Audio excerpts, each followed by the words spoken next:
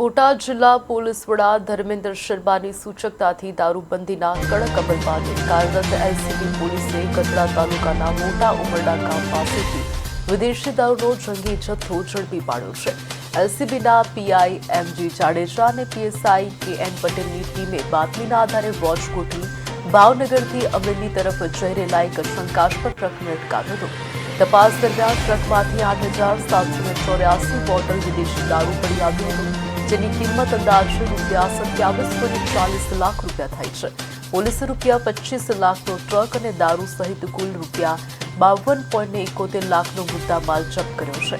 આ મામલે અમરેલીના બે શખ્સો રાકેશ દિલજીભાઈ બોરી અને કિશન સુરેશભાઈ દવેની ધરપકડ કરવામાં આવી છે. હાલ પોલીસે આ દારૂનો જથ્થો ક્યાંથી આવ્યો અને કોને પહોંચાડવાનો હતો તે દિશામાં સઘન તપાસ શરૂ કરી છે.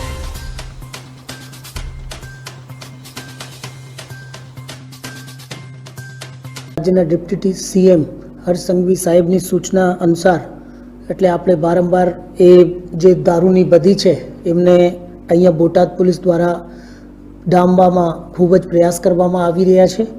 હાલમાં જ ગઈકાલે એટલે એલસીબી ટીમે જે દારૂના એક મોટા કેસ કર્યા છે દસા વિસ્તારમાં, એમાં લગભગ 183 પેટી જેટલું મુદ્દામાલ જેની કિંમત લગભગ ₹27,40,000 થાય છે અને એના સાથે એક ટ્રક જે મોટા ટ્રક છે એમની કિંમત પર ₹25 લાખ જેટલી છે એ કબજા કરવામાં આવેલ છે.